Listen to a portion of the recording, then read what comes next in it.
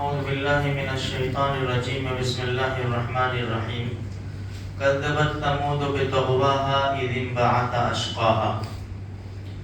میرے بھائیوں، ہم محرم الحرام کے مہینے میں زندگی گزار رہے ہیں۔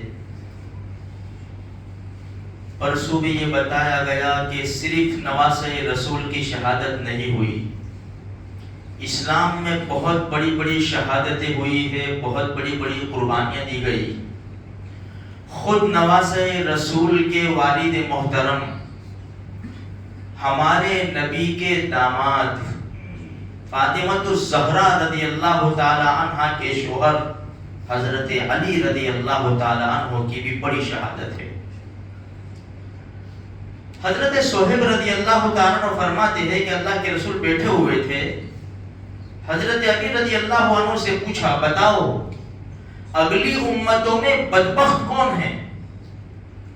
تو حضرت علی نے فوراً فرمایا، یہ جو میں نے آیت پڑھی نا، سورہ والشمس وضحاها اذ انبعث اشقاها، اللہ کے رسول جس نے صالح علیہ السلام کی اونٹنی کی کوچے کاٹ دی تھی، جس کو صالح علیہ السلام نے دعا کی تھی، پہاڑ میں سے اونٹنی نکلی تھی گاون، بچہ جنا، لیکن اس نے کوچے کاٹ دی، یہ سب سے زیادہ بدبخت اگلی امتوں میں۔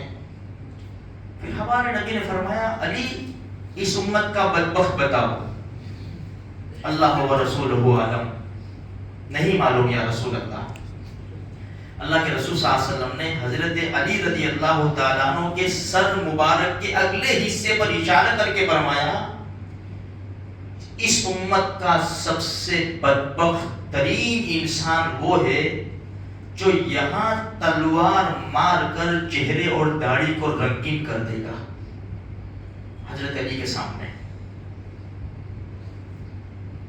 یہ امت کا بدبخت۔ حضرت علی کو اس بات سے بڑی خوشی ہوئی، اللہ کے رسول نے جو کہا وہ فائنل، پتھر کی لکیر، مجھے تو شہادت ملے گی۔ عراق میں دارالحکومت کوفہ کہاں کرتے تھے، کون ہے بدبخت جو اللہ کے رسول کی پیشین گوئی کے مطابق مجھے تلوار مار کر میرے چہرے کو رنگین کرے۔ عادت مبارکہ تھی کہ فجر کی نماز میں جب گھر سے نکلتے مسجد میں جانے کے لیے خود نماز پڑھاتے تھے، الصلاۃ الصلاۃ الصلاۃ یہ آواز لگاتے ہوئے نکلتے تھے، لوگوں نماز نماز نماز نماز۔ عبد الرحمن ابن ملجم، اس امت کا بدبخت انسان، یہ پورا واقعہ الگ ہے، 3 آدمیوں نے جو مشورہ کیا تھا اس میں سے عبد الرحمن ابن ملجم، ایک برق ابن عبداللہ تھا جس نے ذمہ داری لی تھی حضرت معاویہ رضی اللہ تعالیٰ عنہ کو مارنے کی، اور عمرو تمیمی جس نے ذمہ داری لی تھی حضرت عمر کو مارنے کے لیے، اور اس نے ذمہ داری لی تھی حضرت علی کو مارنے کے لیے۔ جب تشریف لائے نا تو چھپ کر بیٹھا ہوا تھا، یہ سیدھا تلوار کا وار وہی کیا جہاں اللہ کے رسول نے اشارہ کیا تھا، سر کی طرف۔ یہ بھاگا، اس کو پکڑ لیا گیا، حضرت علی کو تلوار لگی، چہرہ اور داڑھی مبارک خون سے رنگین ہو گیا۔ کون ہے قاتل؟ کہا کہ عبد الرحمن ابن ملجم۔ اپنے بیٹے حسن رضی اللہ عنہ کو بلایا، بیٹا اگر میں زندہ رہوں گا میں خود فیصلہ کر لوں گا، چاہے تو معاف کر دوں، اور اگر میں چلا جاؤں تو پھر تمہیں جو چاہے انتقام لے لینا، لیکن یاد رکھنا ایسے وقت میں بھی حدیث رسول سنا رہے اپنے بیٹے کو، بیٹا یاد رکھنا مسئلہ مت کرنا، کان وغیرہ الگ سے مت کاٹنا، اس لیے کہ نبی کریم صلی اللہ علیہ وسلم نے منع فرمایا ہے۔ حضرت علی رضی اللہ تعالیٰ عنہ کی شہادت ہو گئی، حضرت حسن نے اس کو انتقاماً قتل کروایا۔ لوگوں کا اتنا غصہ تھا کہ عبد الرحمن ابن ملجم کی لاش کو لوگوں نے آگ میں جلا دیا۔ یہ شہادتیں ہیں، اسلام کے اندر بڑی بڑی شہادتیں ہوئی جیسے حضرت عمر رضی اللہ تعالیٰ عنہ کی شہادت ہم نے سنی، عثمان ابن عفان کی شہادت کا قصہ گزشتہ کل سنا، علی ابن ابی طالب بڑی ہستی میرے بھائیوں، اور اللہ کے رسول صلی اللہ علیہ وسلم کے داماد ہیں، ان کو بھی شہادت ملی۔ اب ایک چھوٹی سی بات یہ بتاؤں گا، اتنی بڑی بڑی شہادتیں ہوئی، اللہ کے رسول نے دنیا سے پردہ فرمایا، ابو بکر صدیق رضی اللہ تعالیٰ عنہ، اللہ کے رسول کے زمانے میں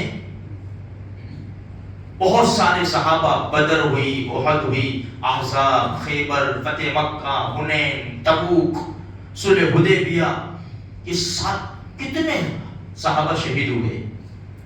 مجھے بتاؤ میرے بھائیوں، کس کے نام کا تازیہ نکلا؟ اللہ کے رسول کے نام کا نکلنا چاہیے تھا نا، ہمارے نبی کی 7 اولاد نکلنا چاہیے تھا۔ خود حضرت علی رضی اللہ تعالیٰ عنہ کے اس جنگ کے میدان میں تقریباً 5 سے 6 بیٹے تھے جو سب شہید ہوئے، تو صرف حضرت حسین رضی اللہ تعالیٰ عنہ کا تازیہ کیوں؟ اس کی تاریخ پڑھو، بہت آسان ہے، اب تو گوگل پر سرچ مارو، یہ تازیے کی شروعات کب سے ہوئی اور کس نے کی؟ آنکھیں کھل جائے گی، آنکھیں کھل جائے گی، اور گزری ہوئی زندگی کے توبہ ترنت فوراً مانگیں گے اللہ سے کہ اللہ معاف کر دے، مجھے تو معلوم ہی نہیں تھا کہ تیمور لنگ شیعہ نے اس کی شروعات کی۔ تو میرے بھائیوں، یہ محرم الحرام کا مہینہ بڑی قربانیوں والا مہینہ ہے، ناچنے کودنے گانے کا، خوشی منانے کا یہ مہینہ نہیں ہے، اس لیے اپنے آپ کو سنبھالو، ہوش میں آؤ، اور شریعت کی بتائی ہوئی باتوں پر عمل کر کے زندگی گزارو، اپنے آپ کو قربانی دینے کے لیے تیار رکھو۔ اللہ کہیں سنی بات پر عمل کرنے کی توفیق عطا فرمائے۔